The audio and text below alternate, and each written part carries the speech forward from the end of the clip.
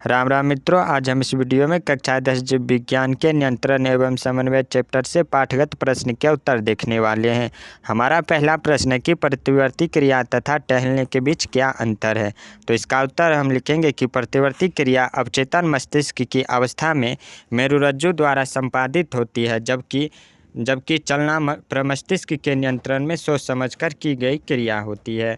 मित्रों, यह question exam में 2 अंक का आता है, इसलिए इसका उत्तर भी इतना ही छोटा होगा। हमारा दूसरा प्रश्न है कि तंत्रिका कोशिका न्यूरॉन के मध्य अंतर्ग्रथन सिनेप्स में क्या होता है। तो इसका उत्तर होगा अंतरेथन पर विद्युत तरंगों के रूप में आने वाला तंत्रिका आवेग कुछ रसायन का स्रावन को प्रेरित करता है। यह रसायन अंतर्ग्रथन को पार करके अगली तंत्रिका कोशिका में समान प्रकार का तंत्रिका आवेग उत्पन्न कर देता है। हमारा तीसरा प्रश्न है कि मस्तिष्क का कौन सा भाग शरीर की स्थिति तथा संतुलन का अनुरक्षण करता है। तो पिछली वीडियो में हमने देखा था कि मस्तिष्क का अनुमस्तिष्क वाला भाग शरीर की स्थिति तथा संतुलन का अनुरक्षण करता है। हमारा चौथा प्रश्न है कि हम एक अगरबत्ती की गंध का पता कैसे लगा पाते हैं कि अगरबत्ती की यह गंध है कि किसी और चीज़ की गंध है। तो इसका उत्तर हम लिखेंगे कि अगरबत्ती की गंध का पता अग्र मस्तिष्क द्वारा लगाया जाता है। यहाँ गंध की संवेदना के लिए अलग अलग संवेदी केंद्र होता है जहाँ सूचना प्राप्त होती है। इस प्रकार हमें अगरबत्ती की गंध का पता चलता है। इससे संबंधित यानी कि अग्र मस्तिष्क से संबंधित बातें को हमने पिछले वीडियो में भी देखा था। इसी कड़ी में हमारा अगला प्रश्न है कि प्रतिवर्ती क्रिया में मस्तिष्क की क्या भूमिकाएं होती है। तो इसका उत्तर हम लिखेंगे कि शरीर के प्रत्येक भाग से आने वाली तंत्रिकाएं आकर मेरुरज्जु में मिलती है, जहां प्रतिवर्ती चाप बनाता है तथा किसी संवेदना के प्रति अनुक्रिया की सूचना बाद में मस्तिष्क को दे दी जाती है, जहां उसका पुनः विश्लेषण होता है। हमारा छठा प्रश्न है कि पादप हार्मोन क्या है। इस प्रश्न को हमने पिछले वीडियो में भी देखा था। विस्तार पूर्वक हमने समझा था कि पादप हार्मोन कौन कौन से होते हैं और उनके कौन कौन से कार्य होते हैं पेड़ पौधों में। तो इसका उत्तर हम इस प्रश्न में लिखेंगे कि पौधे के विभिन्न भागों द्वारा स्रावित रासायनिक पदार्थ जो वृद्धि एवं अन्य गतिविधियों का नियंत्रण व समन्वय करते हैं, उन्हें पादप हार्मोन कहते हैं। पादप हार्मोन को हम फाइटो हार्मोन भी कहते हैं।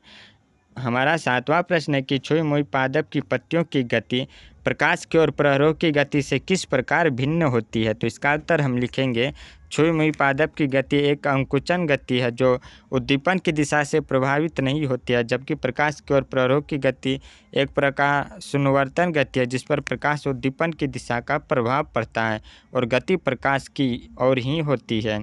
हमारा आठवां प्रश्न है कि एक पादप हार्मोन का उदाहरण दीजिए जो वृद्धि को बढ़ाता है। तो इसका उत्तर हम लिखेंगे कि ऑक्जिन पौधे के तने की लंबाई को बढ़ाता है और दूसरा जिबरेलिन पौधे के तने की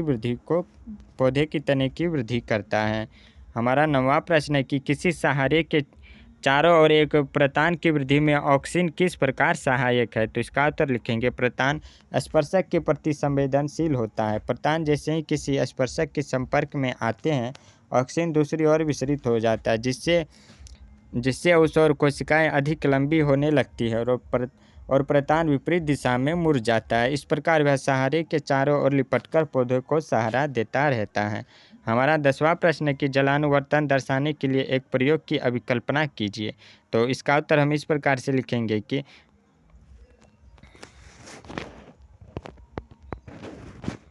जलानुवर्तन प्रदर्शित करने के लिए बीजों के अंकुरण एक ऐसी जमीन के ऊपर करवाते हैं जो एक तरफ नम है तथा दूसरी तरफ सूखी हो, यानी कि एक तरफ तो जमीन में नमी हो तथा दूसरी तरफ जमीन सूखी हो। मूलांकुर पहले तो धनात्मक गुरुत्वानुवर्तन दर्शाते हुए नीचे की ओर गति करते हैं, परंतु जल गीली जमीन की ओर मुड़ने लगते हैं, लेकिन जल्द ही गीली जमीन की ओर मुड़ने लगते हैं। यह धनात्मक जलानुवर्तन गति को प्रदर्शित करता है। हमारा 11वां प्रश्न है कि जंतुओं में रासायनिक समन्वय कैसे होता है। मित्रों, यह प्रश्न एग्जाम में कई बार पूछा जा चुका है और आगे भी पूछे जाने की संभावनाएं बनी रहती है। तो इसका उत्तर हम इस प्रकार से लिखेंगे कि जंतुओं में रासायनिक समन्वय कुछ रासायनिक पदार्थ जिसे हार्मोन कहते हैं के द्वारा होता है। यह अंतःस्रावी ग्रंथियों द्वारा स्रावित होता है। स्रावित होने वाले हार्मोन का समय और मात्रा का नियंत्रण पुनर्भरण क्रियाविधि से किया जाता है। मित्रों, हमने पिछले वीडियो में जाना था कि पुनर्भरण क्रियाविधि किसे कहते हैं तथा हमने यह भी जाना था कि हमारे शरीर में हार्मोन के क्या क्या कार्य होते हैं तथा हमारे शरीर में टोटल कितने हार्मोन पाए जाते हैं तथा हार्मोन कौन कौन से अवस्थाएं में स्रावित होती है और कितनी मात्रा में स्रावित होती है, वह उस नियंत्रण का कार्य कौन करता है, इन सब को हमने पिछले वीडियो में विस्तार पूर्वक जाना था। इस वीडियो में हम केवल पाठगत प्रश्न के उत्तर को देखने वाले हैं। हमारा 12वां प्रश्न कि आयोडीन युक्त नमक के उपयोग की सलाह क्यों दी जाती है। प्रश्न में पूछा जा रहा है कि डॉक्टर के द्वारा आयोडीन युक्त नमक के उपयोग की सलाह क्यों दी जाती है। तो इसका उत्तर लिखेंगे कि आयोडीन युक्त नमक के उपयोग की सलाह इसलिए दी जाती है क्योंकि आयोडीन अवटु ग्रंथि जो कार्बोहाइड्रेट वसा और प्रोटीन के उपापचय हेतु थायरोक्सिन हार्मोन स्रावित करता है के लिए आवश्यक है। यह हार्मोन संतुलित वृद्धि व विकास के लिए उत्तरदायी है। आयोडीन की कमी से घेगा रोग हो जाता है। यहाँ से ऑब्जेक्टिव क्वेश्चन भी बनता है कि आयोडीन की कमी से निम्नलिखित में कौन सा रोग होता है। तो इसका उत्तर होगा घेगा रोग होता है। हमारा 13वां प्रश्न है कि एक एड्रीनलिन रुधिर में स्रावित होती है तो हमारे शरीर में क्या अनुक्रियाएं होती है। तो इसका उत्तर हम लिखेंगे कि एड्रीनलिन सीधे रक्त में स्रावित होता है तथा शरीर के विभिन्न भागों में रुधिर प्रवाह के साथ फैलता है। यह मुख्य रूप से हृदय पर प्रभाव डालता है, जिससे हृदय तेजी से धड़कने लगता है और पेशियों में ऑक्सीजन अधिक मात्रा में पहुंचना शुरू करता है, जिससे पेशियां अधिक सक्रिय हो जाती है। यह पेशियां शरीर के विभिन्न क्रियाविधियों को नियंत्रित करता है। हमारा अगला प्रश्न है कि मधुमेह के कुछ रोगियों की चिकित्सा इंसुलिन का इंजेक्शन देकर क्यों की जाती है। तो इसका उत्तर हम लिखेंगे कि इसका उत्तर हमें लिखना है कि इंसुलिन हार्मोन रक्त शर्करा को नियंत्रित करता है। मधुमेह के रोगी में अग्नाशय ग्रंथि के अल्प सक्रियता के कारण यह हार्मोन कम मात्रा में स्रावित होता है, जिससे रक्त शर्करा बढ़ जाती है।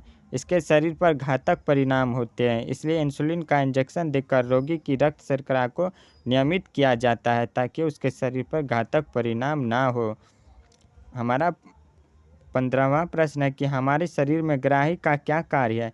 ऐसी स्थिति पर विचार कीजिए जहां ग्राही एक से कार्य नहीं कर रहे हो, क्या समस्याएं उत्पन्न हो सकती है। तो इसका उत्तर हम इस प्रकार से देंगे कि वातावरण से सूचनाएं प्राप्त करना ग्राही अंगों का मुख्य कार्य होता है। यह ग्राही हमारे संवेदी अंगों में स्थित होता है। कुछ ऐसी अवस्थाएं जहां ग्राही उचित प्रकार से कार्य ना करे, जैसे व्यक्ति के मुंह में पानी का आना, घुटने की प्रतिक्षेप आदि, जो कि तुरंत मेरुरज्जु द्वारा होती है, तब मस्तिष्क द्वारा संपादित होने में काफ़ी समय लग जाएगा, जिससे कुछ दुर्घटनाएं हो सकती है। तो इस प्रकार से हम सारे प्रश्नों के उत्तर दे देंगे। इस वीडियो में हम इतने ही पाठगत प्रश्न को देखने वाले हैं। आगे का वीडियो आएगा तो मैं इससे आगे के पाठगत प्रश्न को देखने वाले हैं। इस चैप्टर से कई प्रश्न एग्जाम में बनते हैं, इसलिए यह चैप्टर हमारे लिए काफ़ी महत्वपूर्ण हो जाता है। मित्रों, यदि आपको यह वीडियो यहाँ तक अच्छी लगी तो वीडियो को लाइक कर दीजिएगा और चैनल को सब्सक्राइब कर दीजिएगा। मिलते हैं अगले वीडियो में, तब तक के लिए राम राम, जय श्री कृष्णा।